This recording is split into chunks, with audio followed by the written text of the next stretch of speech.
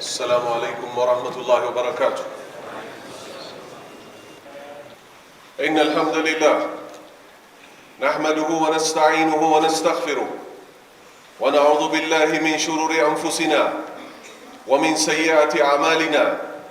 من يهده الله فلا مضل له ومن يضلل فلا هادي له، وأشهد أن لا إله إلا الله وحده لا شريك له، وأشهد أن محمدًا عبده ورسوله الذي بلغ الرسالة وأدى الأمانة ونصح الأمة وجاهد في الله حق جهاده حتى أتاه اليقين، فصلوات الله عليه وسلامه.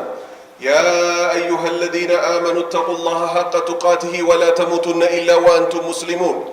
يا أيها الناس اتقوا ربكم الذي خلقكم من نفس واحدة وخلق منها زوجها وبث منهما رجالا كثيرا ونساء، واتقوا الله الذي تساءلون به والأرحام إن الله كان عليكم رقيبا.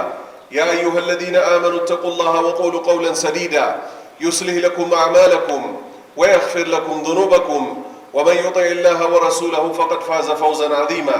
أما بعد، فإن خير الحديث كتاب الله، وخير الهدي هدي محمد صلى الله عليه وسلم، وشر الأمور محدثاتها، وكل محدثة بدعة، وكل بدعة ضلالة، وكل ضلالة في النار. إن شاء الله تعالى የዛሬው የኹጥባ ርዕሳችን የሚሆነው ታላቁን የሰው ልጅ የአደም ልጆች ሁሉ አለቃ ነቢዩ ሰለላሁ ዐለይሂ ወሰለምን መተዋወቅ ይሆናል ማለት ነው። ባለቤቱን ካልናቁ አጥሩን አይነቀንቁ እንደሚባለው እኛ ራሳችን ለእሳቸው ቦታ አልሰጥ ብለን የእሳቸውን ሲራ አንማር ብለን ጠላቶች የእሳቸውን ስም ያነሳሉ። ስለዚህ ነቢዩ ሙሐመድ ሰለላሁ ዐለይሂ ወሰለም ማን ናቸው? አላህ እሳቸውን ሲያስተዋውቅ ምን አለ? ሙሐመዱን ረሱሉላህ። ሙሐመድ ማለት እኮ ሌላ አይደለም፣ እኔ መልእክተኛ አድርጌ የመረጥኩት የሰው ልጆች ሁሉ ምርጥ የኔ መልእክተኛ ነው አለ። ሙሐመድ እኮ ነው። ረሱሉላህ የአላህ መልእክተኛ ነው። ከዚህም የበለጠ ደረጃ የላቸው። ጠላቶቻቸው ለረጅም ዘመን ለፉ። ግን ማናቸው እሳቸው? ለምንስ ጠላት ተደርገው ተያዙ? ስለ እሳቸው ሲራ ባጭሩ እናያለን። አንደኛ ሰው ናቸው። በሰኞ ዕለት ከአባታቸው አብደላህ ከእናታቸው አሚና ተወለዱ። አባታቸው ገና ከመወለዳቸው ከ7 ወር በፊት ወይንም እናታቸው የ2 ወር እርጉዝ በነበረችበት ሰዓት ሞተ። ነቢዩ ሙሐመድ ሰለላሁ ዐለይሂ ወሰለም 6 ዓመት ሲሞላቸው ደግሞ እናታቸውም ሞተች። ስለዚህ የቲም ነበሩ ማለት ነው። አባትም የላቸው እናትም የላቸው። ቀጠለ ታሪካቸው። መጀመሪያ ስም ያወጣላቸው አያታቸው አብዱል ሙጠሊብ ነው። መካ ወሰዳቸው። በጣም ደስ አለው፣ ወደዳቸው። ሙሐመድ የሚል ስምም ሰጣቸው። እሱ ከ6 ዓመት እስከ 8 ዓመት ድረስ አሳደጋቸው። ለምን? እናትም አባትም ስላልነበራቸው። በ8 ዓመቱ እሱ ሞተ። ከዛ ማን ተቀበላቸው? አጎታቸው ከልጆቹ በላይ ቢወዳቸው አቡ ጣሊብ ደግሞ አሳደጋቸው። ሻም ለንግድ በሚሄድበት ሰዓት ይዟቸው ይሄድ ነበረ። ገና በልጅነታቸው ታማኝ ሆኑ። ቤተሰብ ያወጣው ስም ሙሐመድ ይባላል። ድፍን ማህበረሰብ ተሰብስቦ ገና ትልቅ ሰው ሳይሆኑ ምን ሚል ስም ጨመረላቸው? አሚን፣ ታማኝ ሚል። በዛም የተነሳ ሙሐመዱል አሚን፣ ታማኙ ሙሐመድ ይባሉ ጀመር። ለስንት ዓመት? 40 ዓመት እስኪሞላቸው ድረስና ነቢይ እስኪሆኑ ድረስ። ልክ ነቢይ ሆነው ህዝቦቼ ሆይ ያላችሁበት መንገድ ጥፋት ነው፣ አንድ አላህን አምልኩ፣ ከሽርክ ውጡ ሲሉ የስም ማዕት ሰጧቸው። ከነዚህም ውስጥ አንዱ እብድ ነው አሉ። እሳቸው ከእብደት የጸዱ ናቸው። ውሸታም ነው አሉ። አንድ ገጣሚ ነው አሉ። 2 ከዛስ ገጣሚ ነው ማለቱም አልበቃቸው፣ ድግምተኛ ነው አሉ። እነዚህን ስሞች እስቲ ሰብስበን እናያቸው። አንድ ሰው እብድ ከሆነ ገጣሚ ሊሆን ይችላል? አይችልም። ይሄው ውርደት በእነሱ ላይ። አላህ ግን መልስ ሲሰጥላቸው ምን አለ? ኑን ወልቀለሚ ወማ የስጡሩን ማ አንተ ቢኒዕመቲ ረቢከ ቢመጅኑን ወኢነ ለከ ለአጅረን ገይረ መምኑን ወኢነከ ለዓላ ኹሉቅን ዐዚም። ኑን ወልቀለሚ ወማ የስጡሩን እምላለሁ አለ አላህ። በምን? በብዕሮችና መላኢካዎች በሚጽፉት ጽሑፍ። ማ አንተ ቢኒዕመቲ ረቢክ፣ አንተ እኮ በጌታህ ልቅና በጌታህ ቸርነት እኮ ቢመጅኑን እብድ እኮ አይደለህም በፍጹም። ወኢነ ለከ ለአንተ እኮ አለለህ ለአጅርን ምንዳ አለ ኸይረ መምኑን የማይቋረጥ የሆነ ምንዳ አለ። ይሄው 1500 ዓመት ድረስ ከዚህም በኋላ አላህ ቂያማን እስኪያቆም ድረስ አጅሩ ለማን ነው የሚሄደው? ለነቢዩ ሙሐመድ ሰለላሁ ዐለይሂ ወሰለም። ቤተሰብ ሳይኖራቸው ተነስተው ያን ሁሉ መከራ ላስተናገዱት ነቢይ አላህ ምን አለ? ወኢነከ ለአንተ እኮ አለልህ ለአጅረን ምንዳ አለ ኸይረ መምኑን ማይቋረጥ የሆነ ምንዳ አለ። ወኢነከ አንተ እኮ ለአላ ኹሉቂን በስነ ስርዓት ላይ ሆነ አልዓዚም ታላቅ በሆነ ስነ ስርዓት ላይ ነው ያለው። እነሱ እንደሚሉት ውሸታምም ሌላም አይደለህም። ስለሳቸው ምን ተባለ? ስለሳቸው ምን ተመሰከረ? እስቲ አስቡ። የጠላት ምስክርነት ከምንም በላይ ተቀባይነት አለው የለው? አለው። አቡ ሱፊያን ከመስለሙ በፊት ወደ ሻም ለንግድ በሄደበት የሮም ንጉሥ ነቢዩ ሰለላሁ ዐለይሂ ወሰለም ደብዳቤ ጽፈው ልከውለት ነበር። ምን ሲሉ? አስሊም ተስለም፣ እስልምናን ተቀበል አላህ ከሚቀጥለው ዓለም እሳት ነፃ ያወጣሃል ብለውት ነበር። እምቢ ካልክ ግን ያንተም የህዝቦችህንም ወንጀል አላህ እጥፍ ድርብ አድርጎ ይቀጣሃል አሉት። ከዛ አቡ ሱፊያን ለንግድ በሄደበት ያ ወረቀት ደርሶት ስለነበር ማጣራት ፈለገ። አስጠራቸው፣ አረቦች ስለሆኑ። ማን ነው ለዚህ ሰውዬ ቅርብ ዘመዱ አለ። ለማን? ለነቢዩ ሙሐመድ ሰለላሁ ዐለይሂ ወሰለም። ነቢይ ነኝ ብሎ ለሚሞግተው ሰው ማን ነው የቅርብ ዘመዱ አለ። አቡ ሱፊያን እኔ ነኝ የቅርብ ዘመዱ አለ። ከዛ ከአቡ ሱፊያን ጋር አብረው ለንግድ ያሉትን ሰዎች ከአቡ ሱፊያን ጀርባ አደረገና ንጉሱ ምን አላቸው? ከዋሸኝ ዋሽቷል ብላችሁ አጋልጡታል። ከፊት ለፊት አስቀምጠው። አቡ ሱፊያን ምን አለ? ፈወላሂ በአላህ ይሁንብኝ ለውለል ሐያኡ ሀፍረት ባይዘኝ ኖረ እዋሽበት ነበር አለ። ማላይ? ነቢዩ ሙሐመድ ሰለላሁ ዐለይሂ ወሰለም ላይ። ማን ዘንድ ነው የቀረበው? ንጉስ ዘንድ፣ የሮም ንጉስ ዘንድ ነው የቀረበው። ዋሽቷል ተብዬ በመዋሸቴ ሀፍረት ባይዘኝ ኖሮ ሙሐመድ ላይ እዋሽበት ነበር አለ። አላሁ አክበር። ነገር ግን አሁን ምን ላይ ነው ያለው? ንጉስ ፊት ቀርቦ የሚጠየቀውን ሊመልስ ነው። ንጉሱ ጠየቀው። ማን? ሄረቅል። ምን ሲል ጠየቀው? የዘር ሐረጉ ምን ይመስላል? ከኛ ውስጥ የዘር ሐረግ ባለቤት ነው። ከሱ በፊት ይሄንን ቃል ነቢይ ነኝ የሚልን አረቢያ ውስጥ የሞገተ አለ ወይ? የለም። ከዘመዶቹ ውስጥ ከዚህ በፊት ከቅድመ አያቶቹ ውስጥ ንጉስ ነበር ወይ? የለም። በምን ያዛችኋል? አላህን በብቸኝነት እንድናመልክ፣ ከአላህ ውጭ የሚመለኩትን እንድንተው፣ አባቶቻችን የሚጠሯቸውን አማልክትና ስርዓት እንድንተው። አላሁ አክበር። ሐቁን ተናገር። ይዋሻል ወይ ብሎ ጠየቀው። በፍጹም አይዋሽም ማለት ይሄው። ይዋሻል ወይ? በፍጹም አይዋሽም።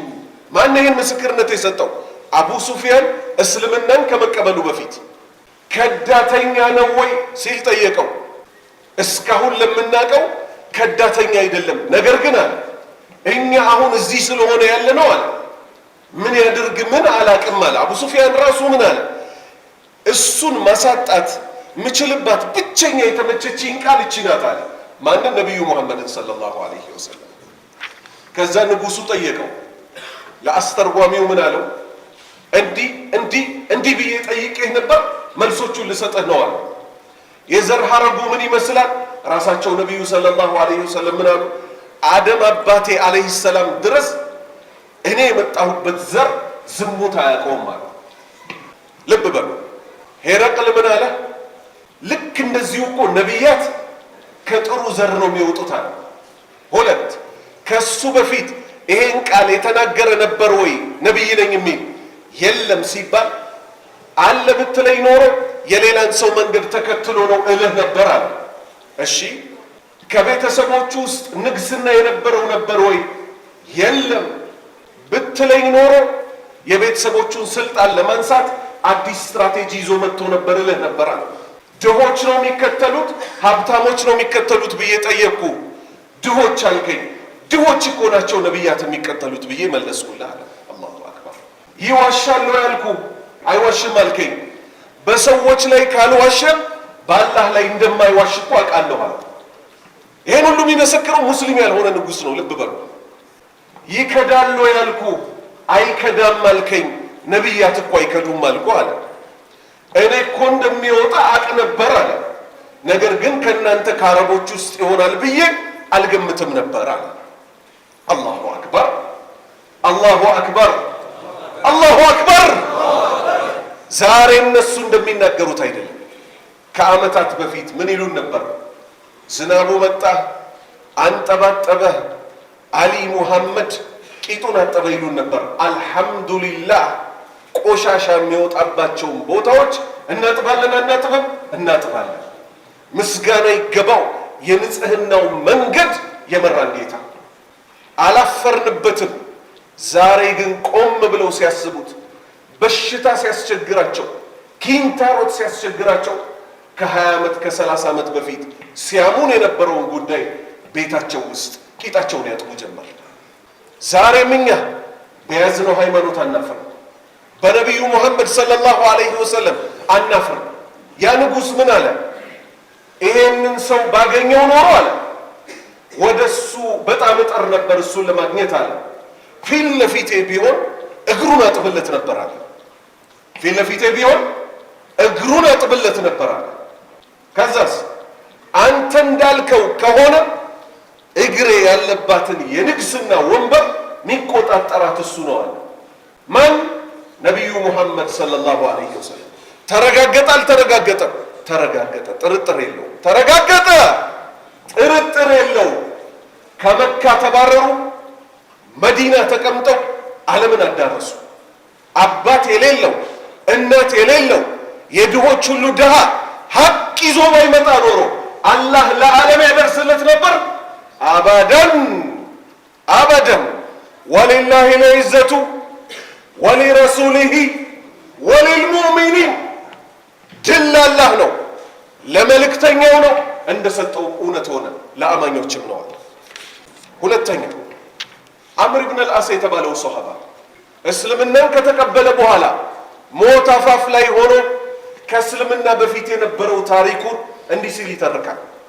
ሊሞት ጣረሞት ሞቶበት ወደ ግርግዳ ዞሮ ያለቅሳል። አባቴ ሆይ አለው ልጁ፣ ለምን ታለቅሳለህ? ዞር አለ ወደ ሰዎች። እኔ የነበርኩበትን 3 ደረጃ ላስታውሳችሁ አለ። ከምን ጀመረ? አላህ እስልምናን በእኔ ላይ ከመዋሉ በፊት አለ እንደ ነቢዩ ሙሐመድ ምጠላው ሰው አልነበረም። ቢመቻችልኝና ብገለው እወድ ነበር አለ። ነገር ግን አለ አላህ በእኔ ላይ በልቤ ውስጥ እስልምና ለገሰኛል። ከዛስ ሄጄ ቃል ልጋባቸው እስልምና ልቀበል እፈልጋለሁ ብዬ እጄን ዘረጋው። ሲዘረጉልኝ መልሼ ሰበሰቡ። ማለከ ያ አምር ሆይ ምን ሆንክ አሉኝ አለ። ሸርጥ አስቀምጣለሁ፣ መስፈርት አስቀምጣለሁ እስልምናን ከመቀበሌ በፊት አልኳቸው አለ። የምን መስፈርት ነው የምታስቀምጠው አሉት አለ። ወንጀሌን ሁሉ አላህ ሊምርልኝ አለ። እሳቸው ምን አሉት? አታውቅምን እስልምና እኮ ወንጀሎችን ሁሉ ያስምራል አሉት። አታውቅምን ሐጅ እኮ ወንጀሎችን ያስምራል። አታውቅምን ስደት እኮ ወንጀሎችን ያስምራል አሉት። አላሁ አክበር። ከዛ ምን አለ? ግለጻቸው ብትሉኛል መግለጽ አልችልም። እስልምናን ከተቀበልኩበት ቀን አንስቶ አይኔን ሞልቼ ፊታቸውን አይቼው አላውቅም አለ። ለካሳቸው ዘንድም ሆነው ማየት የተቸገሩ ነበሩ። እገላለሁ ብለህ መተህ ፊት ማየት ያቅትህ? ይሄን የድሃ ልጅ አባት የሌለው ሚስቱ የሞተበት ልጆቹ ያለቁበት ይሄን ሰው ማየት ይከብዳቸው ነበር። በምን የተነሳ? ሐቁ ነዋ፣ የተላኩበት ነዋ፣ የእሳቸው ስብዕና ነዋ። የሁዲው ምን አለው ለልጁ? የሁዳዎች እንደሚታወቀው አላህ እንደገለጻቸው ያሪፉነሁ ከማ ያሪፉነ አብናአሁም። ነቢዩ ሙሐመድን ሰለላሁ ዐለይሂ ወሰለም የገዛ ወንድ ልጆቻቸውን ከሚያውቁት በላይ ያውቁታል። ነቢዩን ሲያገለግል የነበረ አንድ የይሁዳ ወጣት ነበር። ታመመ። ነቢዩ ሊጠይቁት ገቡ። ከዛስ ስለም አሉት። አባቱን ቀና ብሎ አየው። ስለም ሲሉት አባትየው ምን አለው? ይሄንን ነው የምንፈልገው። በራሱ ላይ ትዕቢት ይዞት ቢኮራም ልጁ ግን ወደ እሳት እንዲገባ አልፈለገም።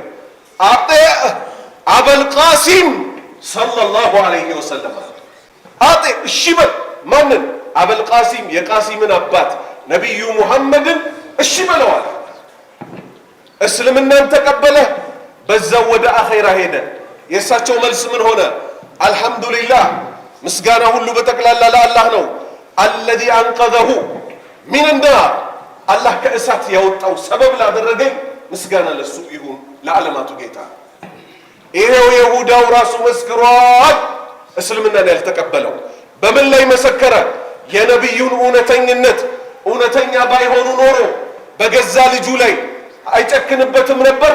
እንዳትታዘዘው እንዳትሰማው ይል ነበር አልነበረም? ሞት አፋፍ ላይ የሆነውን ልጁን ግን እሳት እንዳይገባበት እሱ እምቢ ያለውን እስልምና ተቀበል፣ እሳቸውን እሺ በላለ። ሰው እምቢ ቢላቸው የመካ ሙሽሪኮች እምቢ ባሏቸው ሰዓት ነው አይደለም ሰማይ ቤት አድርሶ የመለሳቸው። ጂኖችስ ምን አሉ? እኛም ማናያቸው እነሱም ያዩ። አላህ ምን አለ ይህን ክስተት አስመልክቶ? ወኢዝ ሶረፍና ኢለይክ ነፈረ ሚነል ጂን ከጂን የሆኑ ጭፍራዎችን አንተ ነቢዩ ሙሐመድ ሆይ ሰለላሁ ዐለይሂ ወሰለም። እሳቸው ራሱ እኮ አላዩአቸውም ነበር። ነቢይ ከመሆናቸው ጋር እሳቸው ራሱ አላዩአቸውም ነበር። ከፊል ጂኖችን ወደ አንተ እኮ አዙረን አመጣናቸው። በምን ሰበብ መጡ? ሰማይ ቤት እንደልባቸው ይገቡ ነበር። በሌሎች ነቢያት ዘመን ነቢዩን አላህ ከላከበት ቀን ጀምሮ ሰማይ እንዳይገቡ ተዘጋባቸው። ምን አሉ? በምድር ላይማ አዲስ ክስተት ተከስቶ እንጂ እንዴት ሰማይ ቤት መግባት ተከለከልናሉ? ሲዟዟሩ ነቢዩ ሙሐመድን ሰለላሁ ዐለይሂ ወሰለም የአላህን ቃል ሲያነቡ መካ ከተማ ውስጥ ደረሱባቸው። አላህ ይህን ክስተት ምን አለ? ወኢዝ ሶረፍና ኢለይከ ነፈረ ሚነል ጂን የጂን ጭፍራዎችን ወደ አንተ ከፊሎቹን በላክናቸው ጊዜ የስተሚዑነ አልቁርአን ቁርአንን ሊሰሙ ፈለማ ሐደሩሁ ቁርአንን በሰሙ በተጣዱ ጊዜ ቃሉ እርስ በእርስ ተባባሉ አንሲቱ አረ ዝም በሉ ይህ አዲስ ነገር ነው እንስማው ተባባሉ። አላህ ይህንን አስመልክቶ ሱረቱል ጂን ላይ ሲጨምርልን ምን አለ? ወአነሁ ጉዳዩ እኮ እናንተ ብታስተባብሉትም ምድር ላይ ያላችሁ ደካማ ፍጡሮች ለማ ቃመ አብዱላህ የአላህ ባሪያ ነቢዩ ሙሐመድ ሰለላሁ ዐለይሂ ወሰለም የድዖ አላህን ሊገዙ ሰላት ሊሰግዱ በቆሙበት ሰዓት ካዱ የኩኑነ ዐለይሂ ሊበዳ ጂኖች እርስ በርስ ጸጥ በሉ መባባል ብቻ ሳይሆን አንዱ ባንዱ ላይ ተደራርበው ሊወድቁበት ደረሰ አለ። ማ ላይ ሊወድቁ? ነቢዩ ሙሐመድ ላይ ሰለላሁ ዐለይሂ ወሰለም። አላህ ቀጠልና ምን አለ? ፈለማ ቁድየ ነቢዩ ሰግደው በጨረሱ ጊዜ ወለው ኢላ ቀውሚሂም ሙንዚሪን እነዚህ የሰለሙት ጂኖች ለህዝቦቻቸው ለማስጠንቀቅ ጀርባቸውን ሰጥተው ሄዱ። ቃሉ ያ ቀውመና ህዝቦቻችን ሆይ አሉ።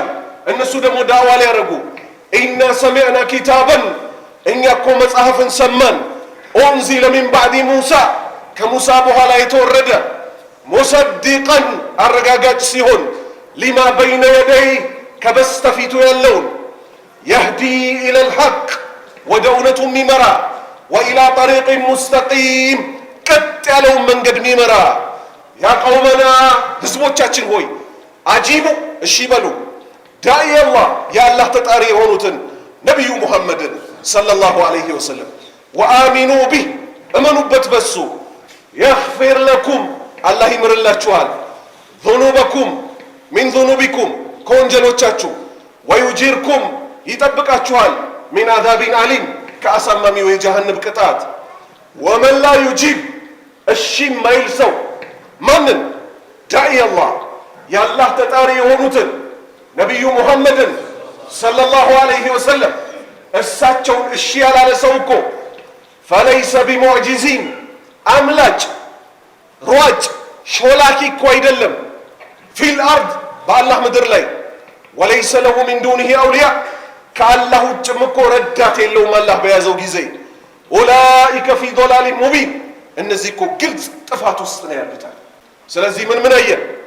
ንጉስና አቡ ሱፊያን ከመስለሙ በፊት ይሁዳው ከዛስ ጂኖችን አየን አይደለ? ባረከላሁ ፊኩም አቁሉ ማ ተስማዑን ወአስተግፊሩላህ ሊ ወለኩም ሚን ኩሊ ዘንቢን ፈስተግፊሩሁ ኢነሁ ሁወል ገፉሩ ረሒም።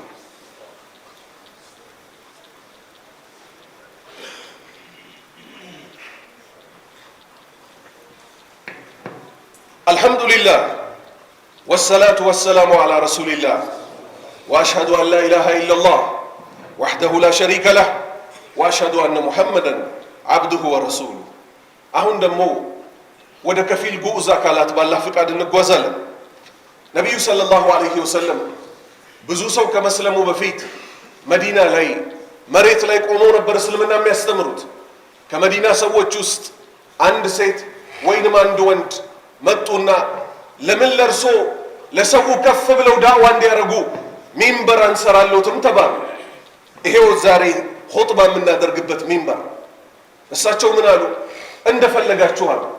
በሳምንቱ ሚንበር ተሰራላቸው።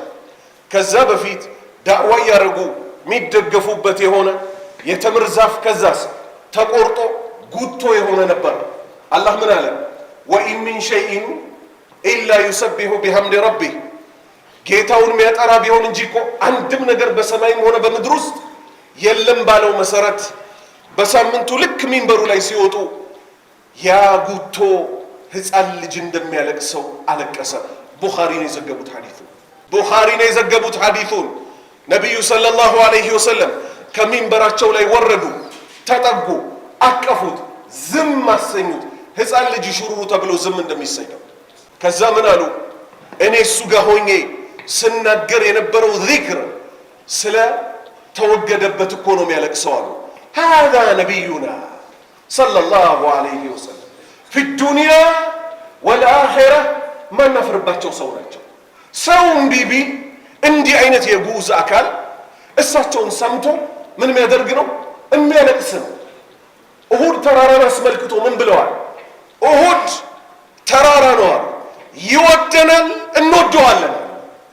ተራራ የሚወዳቸውን ነቢይ ራሱን ያላወቀ ሰው አንድም አልፎ ሺህ ጠላት ኖሯቸው የፈለጉትም ቢሉ አልሐቁ ሚን ረቢክ፣ ሐቁ ያለው ከየት ነው? ከጌታችን ከአላሁ ስብሓነሁ ወተዓላ። አርሰለሁ ረቡህ፣ ዓለም በጨለመችበት ሰዓት ላካቸው።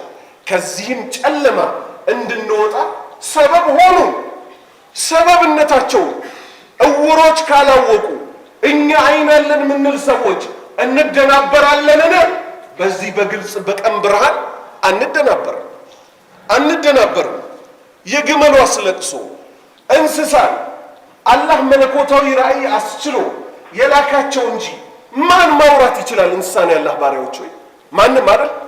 መዲና ውስጥ ሊጸዳዱ ወደ አንድ ሰው አጥር ውስጥ በገቡበት አንዲት ግመል ልክ እሳቸውን ስታይ ድምጿን ከፍ አድርጋ አለቀሰች።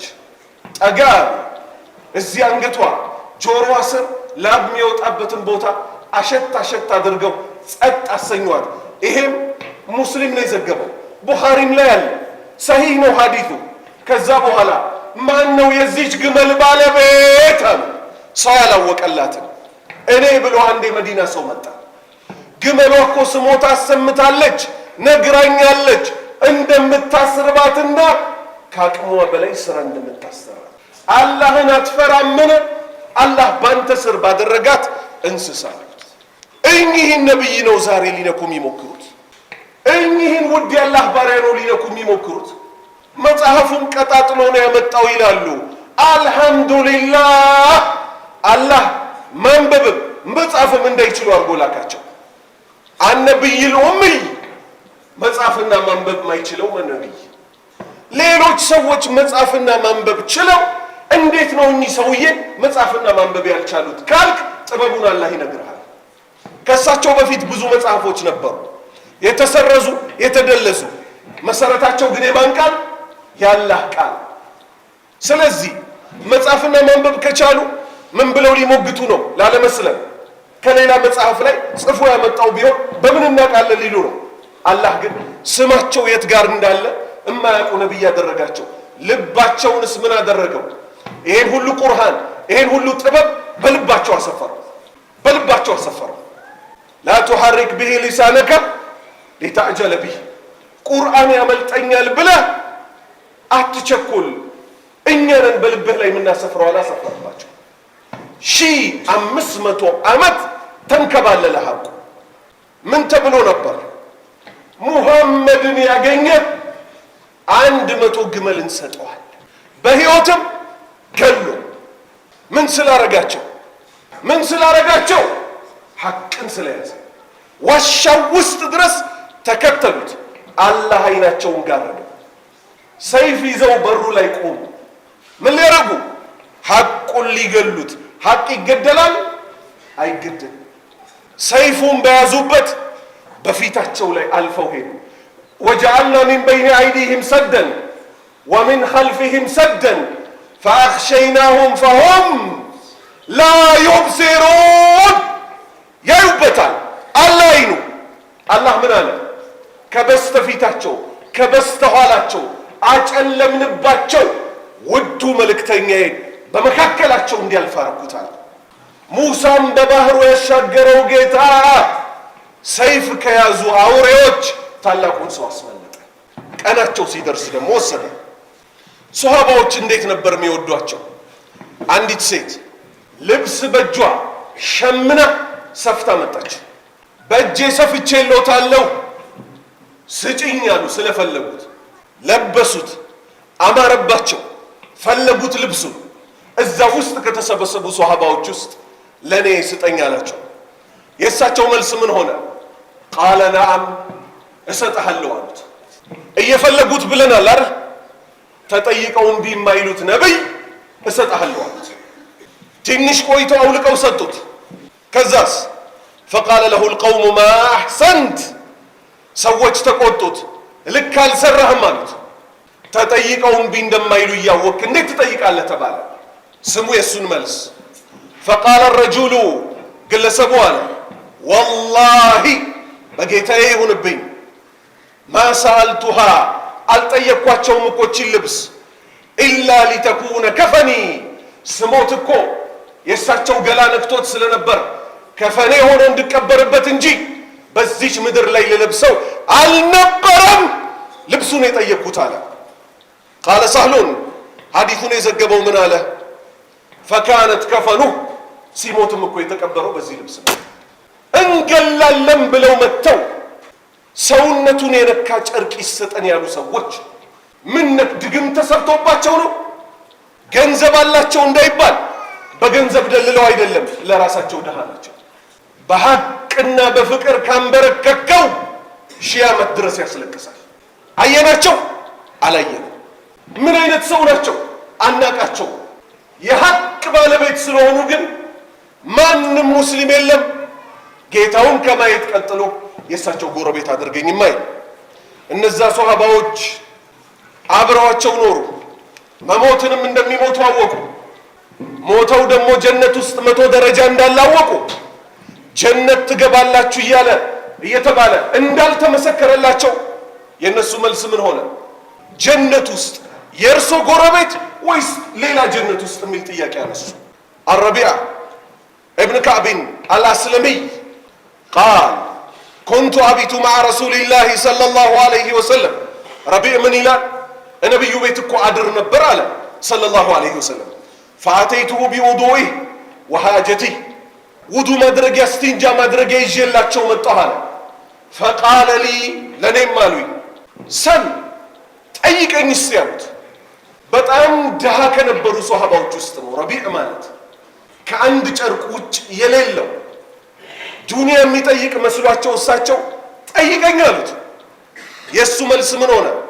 ፈቁልቱ አልኳቸው፣ አስአሉከ ለምንሃለሁ፣ ሙራፈቀተከ ያንተም ጉርብትና፣ ፊል ጀና ጀነት ገብቼ የእርሶ ጎረቤት ነው መሆን የምፈልገው። አላሁ አክበር ከቢራ። ቃል ነቢዩ አሉት አው ገይረ ዛሊክ፣ ሌላ የለህም ከዱንያ? ቃል እሱ አለ ሁወ ዛክ፣ እችን ብቻ ነው የምጠይቆት። መሞት አይቀር፣ ዛሬ ቢሰጡኝ ያልቃል። ማያልቀው የእርሶ ጎረቤት መሆን ነው። አላህ የእርሶ ጎረቤት ያደርገኝ አላቸው። ቃል እሳቸው አሉት ፈአዒኒ፣ አግዘኝ፣ አላ ነፍሲካ በነፍስህ ላይ ቢከትረቲ ሱጁድ ስግደትን በማብዛት አግዘኝ እኔ ጌታዬን አማልድልሃለሁ የኔ ጎረቤት ትሆናለህ አሉት። የአላህ ባሪያዎች ሆይ ማንም ሰው ባለቤቱ ያልተቀበለውን አሞሌ ባለቤቱ ያልያዘውን አሞሌ ባለዳ አይቀበለውም ይባላል።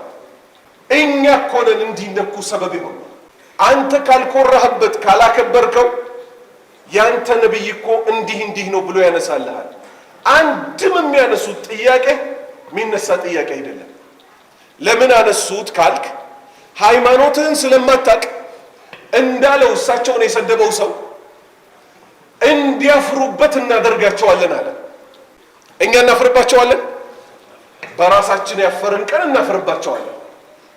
ቀና ብለን ደግሞ በእስልምናችን አንገታችንን ከፍ አድርገን የምንሄድ ከሆነ በነቢዩ ሙሐመድ ሰለላሁ ዐለይሂ ወሰለም አይደለም እኛ አላህ ነቢያቱን ሁሉ ቃል አስገብቷል። ምን ሲል ለተንሱሩነ በሱ ዘመን ብትሆኑ ኖሮ ልትረዱት አላቸው። እነማንን? እነ ኑሕን፣ እነ ኢብራሂምን፣ እነ ሙሳን፣ እነ ዒሳን ሁሉንም ነቢያት አላህ ራሱ ተናገረ። ቃል አስገብቼልሃለሁ አብሽር አላቸው። በህይወት በነበሩ ኖሮ አንተን ሊረዱ ከአንተ በኋላ ሆነው ምን ሊሆኑ። ለዛ እኮ ነው የቅያማ ቀን የቁርጡ ቀን አደም ጋር ይካሄዳል። የሰው ልጆች ተጨንቀው የእሱ መልስ ምን ይሆናል? አላህ ከዚህ በፊት ተቆጥቶ የማያውቀውን ቁጣ ከዚህም በኋላ የማይቆጣውን ቁጣ ዛሬ ተቆጥቷል። እኔ አባታችሁ አይደለም ወይ ከጀነት ያስባረርኳችሁ?